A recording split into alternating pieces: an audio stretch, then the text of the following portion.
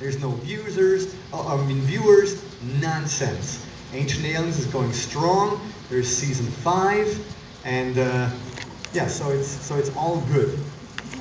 So here we are in ancient Greece, in Mycenae, and Mycenae is a place where I not discovered, but I took pictures of this bottom of an entrance, and you can clearly see that this has been cut. You see a cut here, a cut there. Now I'm always accused that I'm the one who says that nothing in our past could have been done without the help of aliens. And I have never, ever, ever, not once, even insinuated such nonsense, because people seem to have a hard time understanding between what Giorgio says or what Giorgio's meme says. And, you know, I'm the first one to say or admit that I absolutely love every single meme that has ever been done by me. I think they're hilarious, and they give me a great laugh all the time. But it's a meme, it's not what I said. So, for clarification, this stuff right here, or I personally have never suggested that our ancestors didn't know how to cut stone, because obviously they did. And here's the proof. You can see the cut here, the cut there, and so on and so forth. It's beautiful, it's great craftsmanship. This was no question done with ordinary tools. Now, why would I say this? Well, because the stone that we have here, if you look at it, it's very porous, which means it's soft rock. So any of you in here, you could go and you could you know, scratch this with your pinky nail, the nail of your pinky, no problem. But this is not what I'm interested in. In fact, I could care less about the ancient Greeks. I mean, yeah, they did great stuff, and then the Romans came and whatever. It's all young stuff. What I'm interested in is at least 2, 3, 4, 5,000 years old.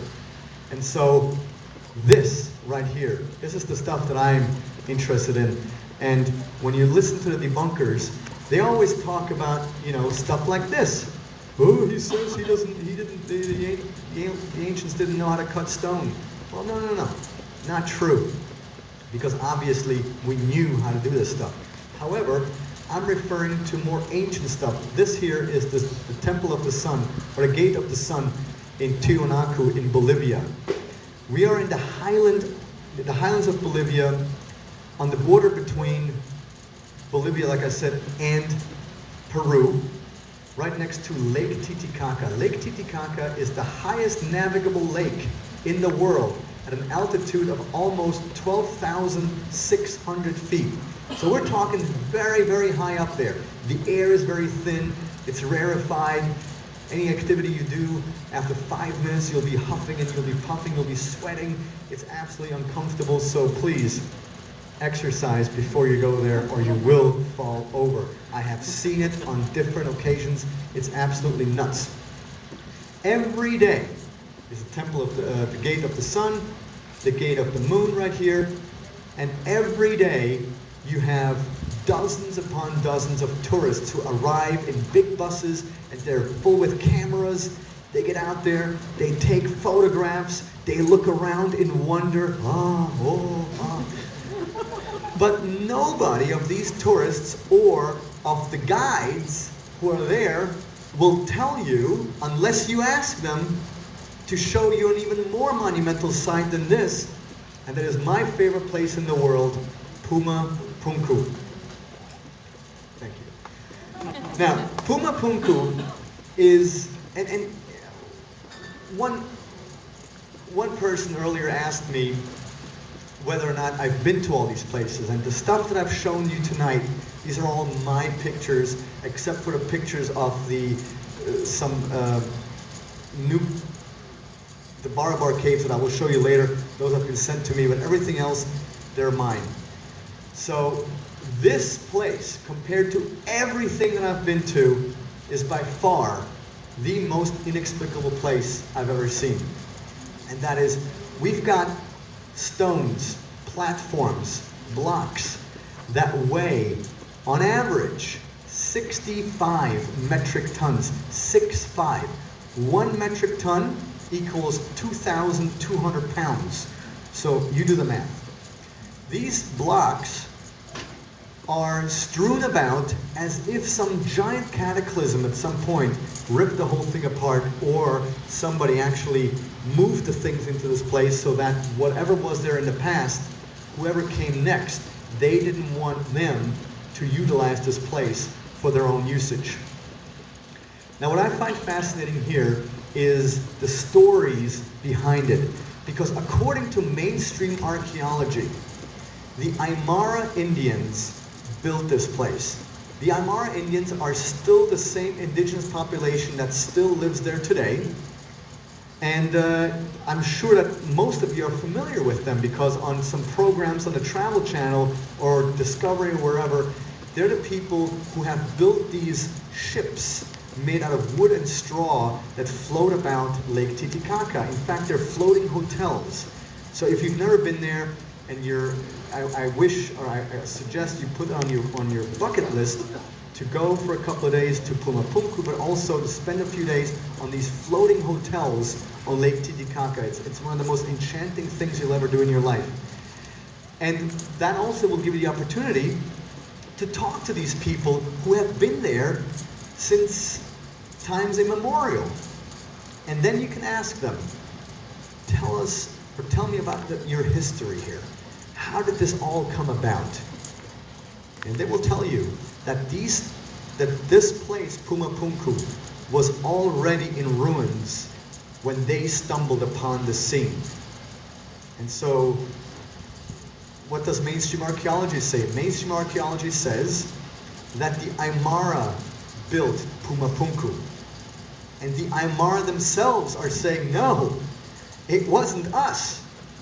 We had nothing to do with it. Like I said, when we stumbled upon the scene, this was already in ruins, it was already there, but we know the stories and legends behind it. And when you ask them, well, if it wasn't you, who built it? They will point to the sky and say, Los dioses, the gods.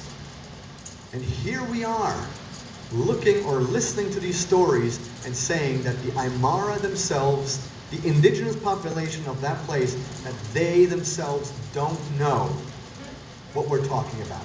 And that, in my opinion, is an insult in the face of our ancestors, because they're very clear in stating what happened. In fact, the archaeologists themselves, once again, are shooting themselves in the foot, because what they're saying, see, this place right here, or which way are we going here?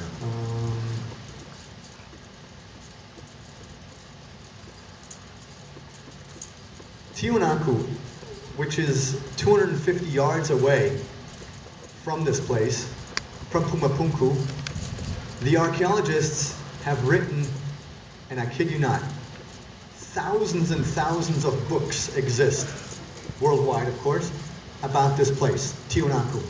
In every single book about Tiwanaku, if you look for Pumapunku, you're lucky if you find one page about Pumapunku, which should give you pause for thinking right there. Now, according to Wikipedia, Pumapunku was built in 500 AD, which I tell you right now is a lie. And no matter what you hear, it's still a lie. And I will prove it to you. So, look at the craftsmanship of these different blocks. Let this one sink in for a moment. You have a rectangular block that weighs 2,900 kilograms, so that's 2.9 tons. Like I said, one ton is 2,200 pounds. And you've got these cone-shaped holes that have been drilled or somehow manufactured into this block on both sides. This area right here is this area, so you can see what happens over here. Looking at it straight, you have that. What's it for? I still have no idea what it is for.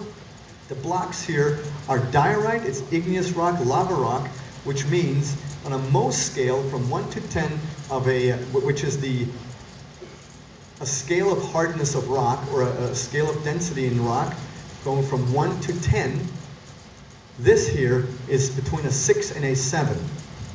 After the 6 and the 7, the only rocks that we have left on planet Earth is quartzite and diamond. Quartzite, and they of course suggest that this stuff had to have been cut with something. I mean, not they are suggesting that, but logic dictates that this had to have been cut with something harder than this piece itself, which means either it was quartzite or diamond. Well, quartzite doesn't work, because anybody who has ever worked with quartzite knows how brittle that type of stone is. Yes, it's incredibly hard, but it's incredibly brittle because it's crystalline in nature. And we all know crystals shatter if they fall to the ground. This right here, these two things, or even this part right here, in archaeology, in masonry, they're considered inside cuts. Anybody who knows anything about masonry or stone cutting knows that inside cuts are the most difficult things to accomplish in rock cutting. And yet, here we have it. There's some more inside cuts right here. Absolutely insane. By the way, if you go, not if, but when you go to Pumapunku, I invite you to, of course, go and touch all of these different rock formations. And if you were to apply or run down your thumb or your finger like this down a groove, and you apply only a little bit of pressure, you can cut yourself. Trust me, I know. That is how precise, how incredible the corners of all these stones have been worked out. And while all of this looks rough, when you touch it, especially the surface here and there, but when you touch this stuff, it is incredibly smooth. It's as if you're touching a bathroom mirror. Now, what is fascinating about this place is that these glyphs, especially the ones on the other side, they contain a calendar.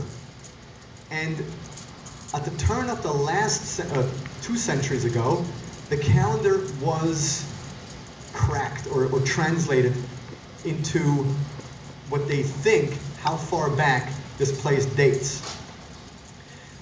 And on the back of this, the translation was that the reason why Tiwanaku, this is Tiwanaku right here, Pumapunku is 250 yards away, the reason why Tiwanaku was built is because, and by the way, Tiwanaku dates to around 500 AD, a little bit earlier as well. And by the way, it's very difficult to date stone. So if you ever hear in any TV show or lecture or something that, oh, you know, they carbon dated the Sphinx, and they came out with this and that, immediately, please get up and leave, because you cannot carbon date stone. Carbon dating only works on organic material like bones and clay and coal and wood and things like that, and textiles. So it doesn't work on stone. Now, a dating method for stone does in fact exist. It's the thermoluminescent method of dating stone. And archaeologists say that the reason why that it is not used in all of archaeology or in general is because of two, that it's too expensive. Now, I deliberately say two, because the main reason, number one, the main reason why it's not being used is because in all the cases, categorically, in all the cases that the thermoluminescent method of dating stone has been used, the result never agreed with the chronology of the archaeologists. So of course that method was immediately brushed under the carpet, because it would defy the current chronology of archaeologists. So I don't blame them. But you know, what we do here is we are whittling at the bottom of that giant house that has been built from cards. And you know what happens when you take one card out from the bottom, the whole thing collapses. And that's what we're doing, and that's what they know that this is going on, and that's why they're all, you know, they all have their panties in a bunch, or whatever the English expression is. By the way, if it seems that I'm struggling with talking sometimes because English is not my first language, so I apologize. There's 5 other languages in there floating around. So bear with me, or ask me later during the Q&A if I needed to clarify something. Now, the back of this, the yield of the translation was that Tiwanaku was built as a place of pilgrimage because of the significant events that took place at Pumapunku. They also came up with a date, and that was 28,800 years ago. Now in archaeology, you volunteer numbers like this, and they will immediately label you a crackpot. Now, is that really the definition of science?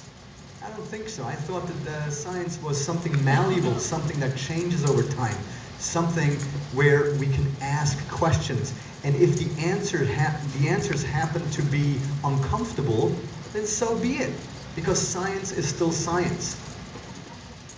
So, at Pumapunku, we can find these incredible stones that have been arranged with cuts, like this one right here, where every so and so many centimeters, you have a hole that was drilled into a granite block. And according to archaeologists, this right here was accomplished with nothing else but bronze tools and chicken bones. Now, call me crazy, but I don't think so. I really don't think so.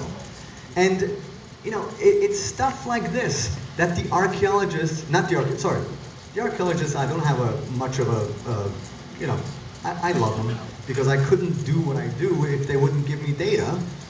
But the debunkers don't talk about this. In fact, I challenge every single debunker to show me exactly how this was done. With bronze tools and chicken bones, by the way. Not with machines that we would use today in order to accomplish something like this. Because none of the stuff that I'm showing you today, I'm not saying that we could not replicate it today. Because of course we can. But as we know, in order to do this, or cut giant stones, or, you know, cut this curve here, which by the way, the curve over here has been measured that there's absolutely no deviation at all, which means this was not done by hand. Impossible. Here are the H blocks. Okay. Here are the so-called H blocks. And I'm not even going to explain to you why they're called H blocks. And the only reason, and yeah, it comes across as a joke, but I've been giving lectures now since 1994, and more than one occasion people have asked me, why are they called H blocks again? So what are you going to do? What are you going to do? It's just bizarre. So this is what they look like in the back. Here are some more detailed drawings of them. And we asked ourselves one day, you know, whatever happened, or what were they used for? Why do we have them, and what could have happened? And so we put them into the computer, and we realized that if you have multiple of these, and by the way, about 13 have been found so far, some might be still buried somewhere, But they fit together like Legos, like interlocking blocks. And they can build some type of wall or something like this. But the bottom line is that this is absolutely sensational. And one other thing that I must address is that, you know, when archaeologists and debunkers especially talk about this place, and they always say, well, you know, we know that the quarry at Pumapunku, they got these stones from about 80 miles away, 80. And that is true. So then how were these blocks transported across this plain? Well, they were apparently transported with wooden rollers. Okay, great. Excellent idea. Only the physics behind it, the logic behind it, and the truth behind it is not that of wooden rollers. Because, let me remind you again, we are at an altitude of 12,600 feet, which means we are above the natural tree line. There never were any trees up there. Look at the surroundings. It's all grass and shrubs.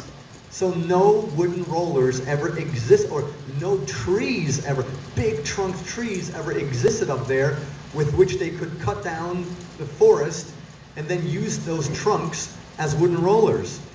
All right, and somebody has argued they went to lower altitudes. They cut down an entire forest there and then transported it all up there. I mean, never mind the logistics. Oh, I forgot to tell you something about how the archaeologists shot themselves in the foot earlier. I was saying how the archaeologists are claiming that the Aymara built this, yet the Aymara is saying, no, we didn't do it. But the archaeologists are saying that, no, you did it anyway, because that's what we're saying. And now, I know that we've got a gentleman in here by the name of Mac. He works in construction, so he knows, there he is. He knows that all of this stuff requires one thing first and foremost, and that's logistics. This thing goes here, that goes there. Never mind the pre-planning even, how this all looks in the end, how these things have to be cut, how they're transported and put back into place. So, the one thing you need for that, and that is an irrefutable requirement, is writing.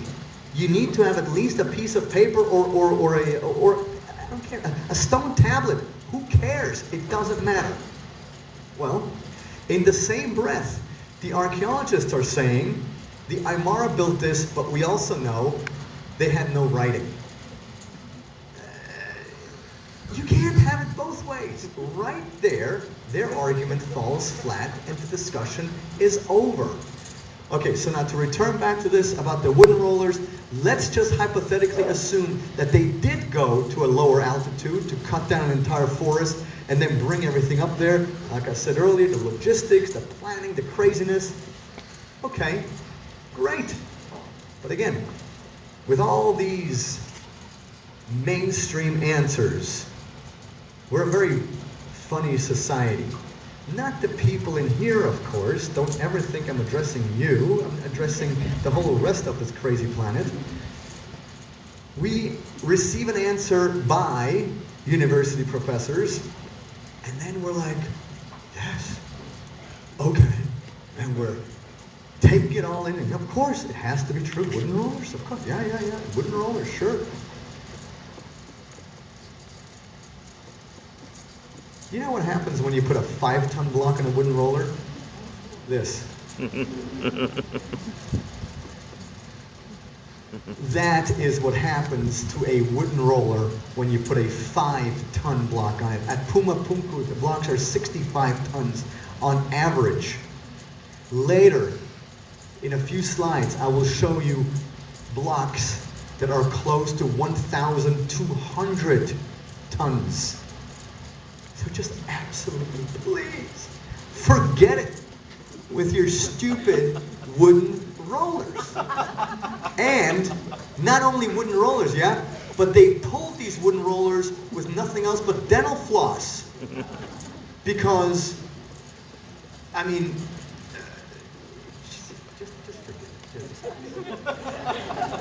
So, to show you that our ancestors knew most certainly how to cut rock, right here, as is evidenced right here, I will now prove to you that some type of actual machining was used in order to cut these machines out of the bedrock, and also then when they were cut in order for them to fit into whatever position they were supposed to be.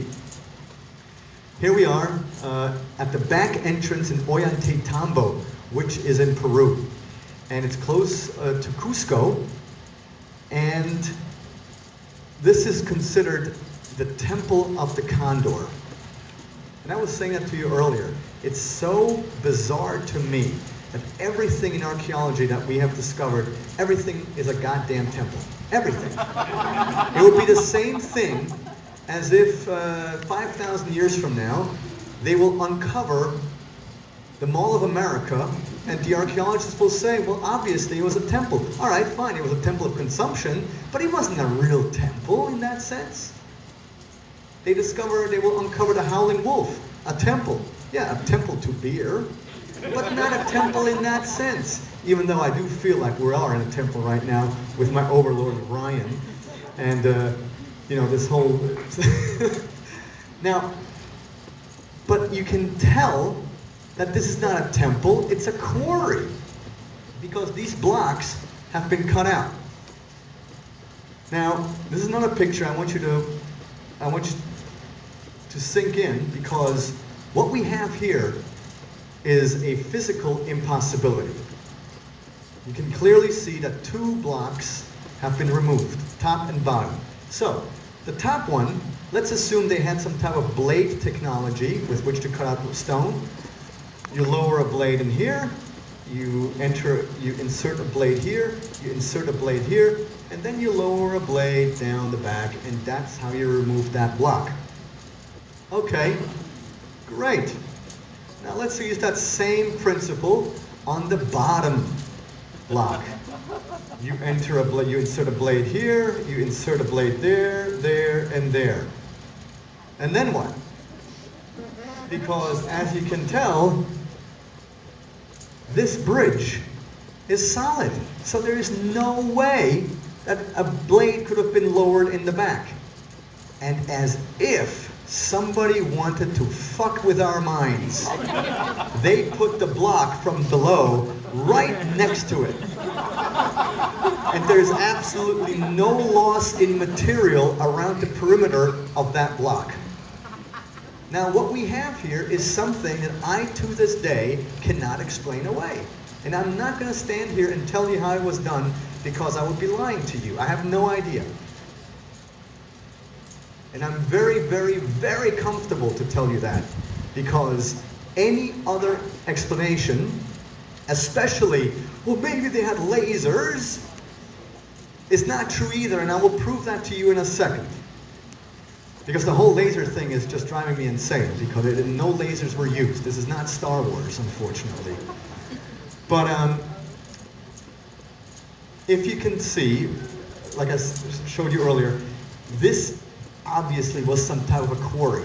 Now, the way I can prove to you that some machining has been used, if you're there next time, you can walk up the side here, and what we have here, obviously, is a quarry, because before they were able to remove these 2 blocks, you can tell how they removed all these other blocks too. And in all likelihood, these blocks that have been removed are now at the top of Ollantaytambo, where all the tourists go every day, hundreds of them, and nobody's even told that this place exists, which is only 100 yards away from the bottom entrance. It's towards the back. But because, you know, this is unsightly, or it's anonymous, you know, it has nothing, whatever, nobody goes there, because all we want is, you know, we don't see what's in front of our very eyes when it's there. It's truly bizarre.